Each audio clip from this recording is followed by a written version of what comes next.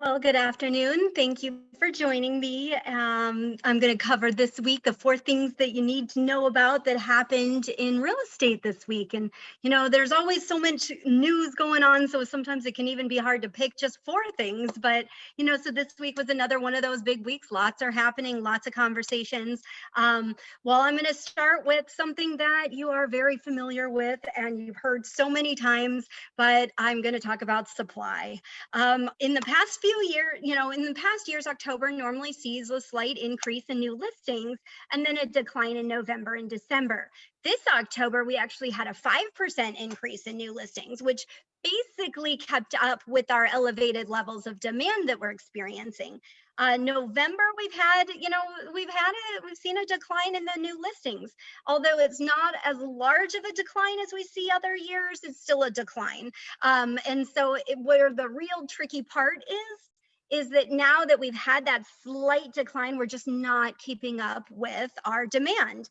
Currently our supply has been dropping. So new listings are, once again, they're not keeping up with demand. As of yesterday, we only had 7,700 active listings that are available in Armless, excluding UCB.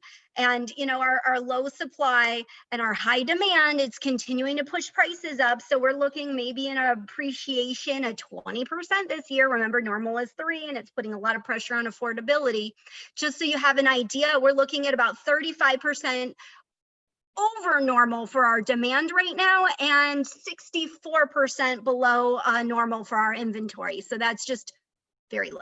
The second big deal or conversation this week is the build to rent phenomenon is continuing. We're seeing a lot of it. A lot of landlords are having a hard time getting properties to rent out. I know, renters are having a hard time getting single family houses to rent. And so actually Greater Phoenix is going to have soon we'll have the largest build to rent community in the country. This year, the Christopher Todd Communities have purchased and is currently developing 5 separate build to rent neighborhoods. That's going to be a combined 943 new rentals, single family rentals that'll be, coming on for availability, but they're all going to stay as rentals. They're not coming in for resale or for sale purposes at this point. Number 3, you may have heard CoStar, which is the nation's largest commercial real estate data provider. It agreed to purchase HomeSnap for $250 million, and that is expected to close by the end of this year. And it's a part of their effort to actually enter the real estate, kind of residential real estate space.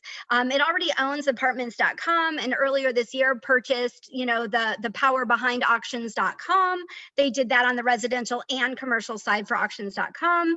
And they are a possible contender for purchasing CoreLogic, which is also the nation's largest MLS data provider. So CoStar, the founder and CEO of CoStar, his name is Andy Florence, and he's got his sights set at disrupting Zillow's position as the top real estate portal. And so we're going to watch this and see, CoStar's been around since the 80s. So it's a different dynamic, different environment market than a lot of the businesses that we've seen kind of emerging over the last, say, 10, 15 years.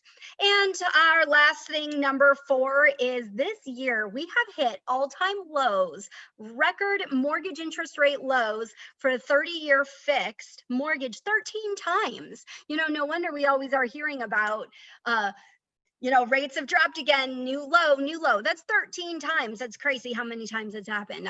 It's a big deal. So anyhow, that's kind of what the big stories from this week. If you have any questions or want to talk about any of the items that happened or have me research anything in particular in greater detail, please let me know. Thanks for spending a few minutes with me this afternoon, and I'll talk to you again soon.